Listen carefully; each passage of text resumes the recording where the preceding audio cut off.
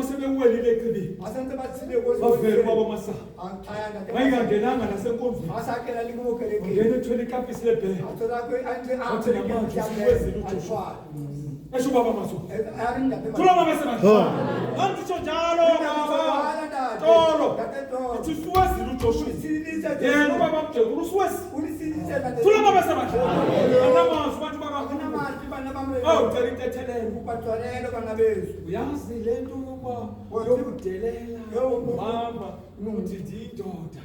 mhlawumbe uthi ndingubaba njani awuphoswe idayimani ingathi ke ngitholile namba ithi niwa kule ndawo uboniswa ngofisa endleleni sasisithi ngamathi bezogijima ndikhole ophosiweyo bafumene into enkulu kulo mfumba ukolole nkosi uthi umlingane wami hayi ngizoqala emsebenzini ndiyazi ubhizi uyaphangela maninzi abantu abaguthi mna kodwa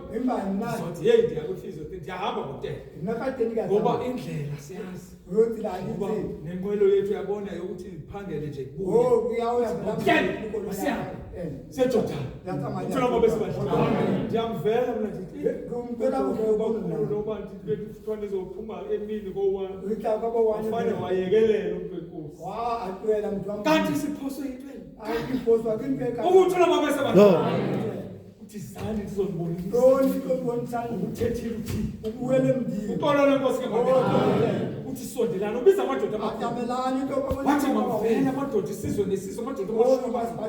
ile nale ndoda mayise ithalike masondele ngoba uThixo uzokwenza imali ngoba yena uva ilizwi likaThixo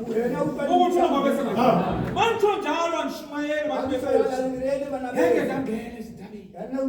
businkomo silalele ukuthi lo mangalisi ulapha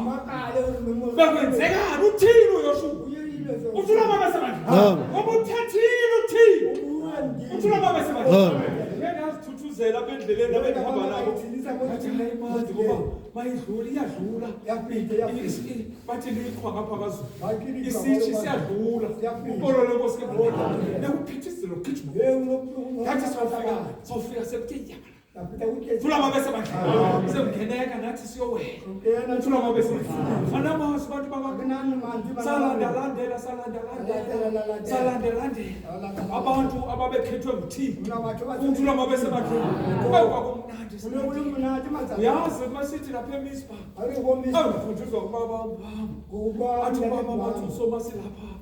bathi awu ingathi sihambe ezulwini ingathi sihambe ezulwini ngiyazibona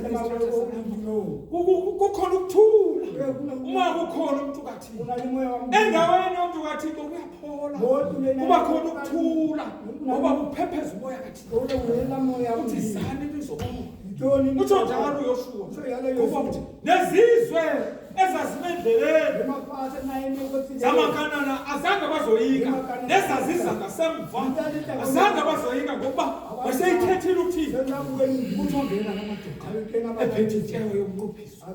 uthi nizobona ummangaliso awungena ngaphakathi komfula uthi bawela ovele koma amanzi